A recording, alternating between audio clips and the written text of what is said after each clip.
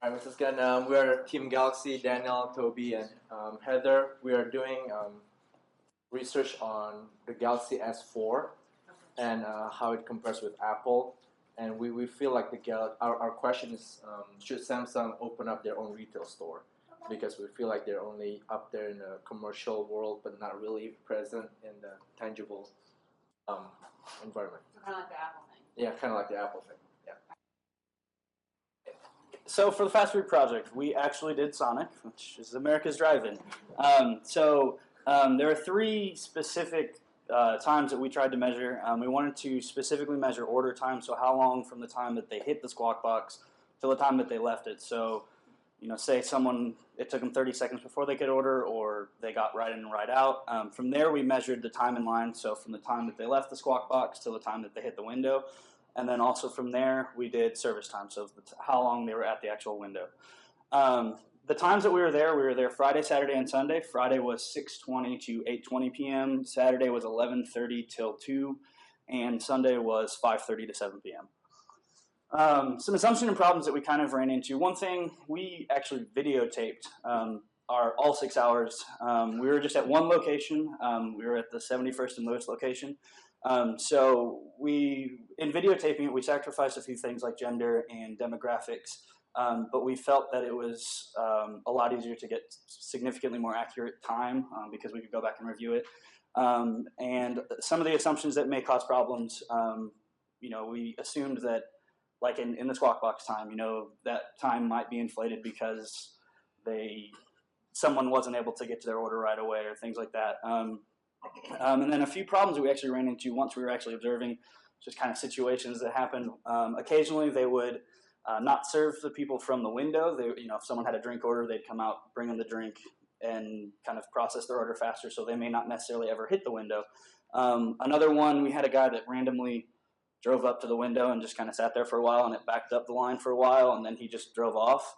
And then another issue we had, some people would get to order, sit there for a little bit, maybe it was they didn't have what they wanted or things like that, and then they just drive off. So those are a few issues that we ran into with it. All right, if you look at the handout that we gave you, this one was the crazy guy we were talking about. He kind of just backed up to the window and stayed there for about 5 minutes, almost 6 minutes actually.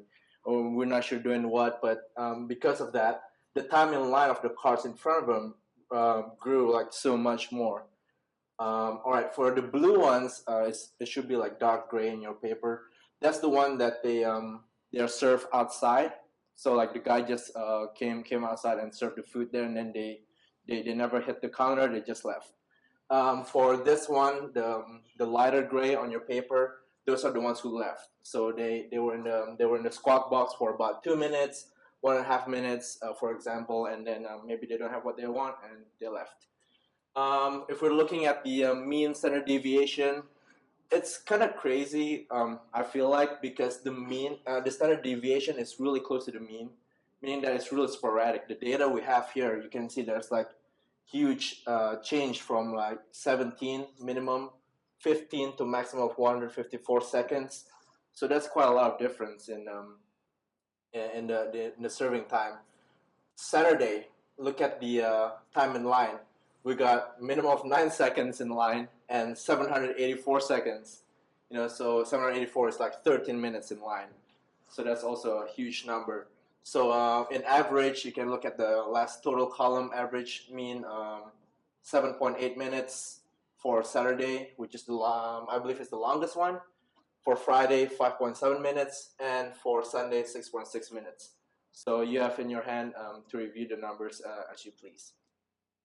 And the company, or the fast food chain that we did, was Burger King. We looked at them from the 1960s, where the kid was king, to the current time where now taste is king. What we saw really was that in their 60s advertising, it really was the family-centric. It was the kid-centric. They had the BK Kids Club. But what was observed going forward was that the company that they linked up with after kind of the 1990s, when they were having problems keeping up with revenues against the McDonald's and the other fast food chains, is that they began to really center in on being a culturally relevant advertising campaigns.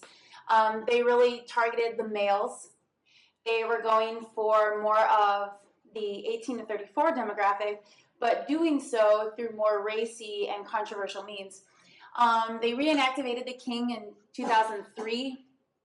They had brought the subservient chicken and the Whopper freakout to increase their sales and revenues.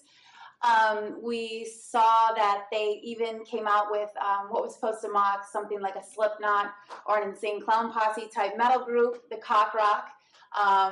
Their headline song was Bob Your Head. So there was a lot of, the controversy really was that there was a lot of sexual double innuendos within all of their marketing campaigns, focusing in on the males, the Manthem with the Texas burger time. And to go over the time and finish it off, seeing them with more of the comical and the whimsical, the Sixth Sense with the Star Wars, and then really that it was to be culturally relevant and go after a wide scope with their advertising and marketing.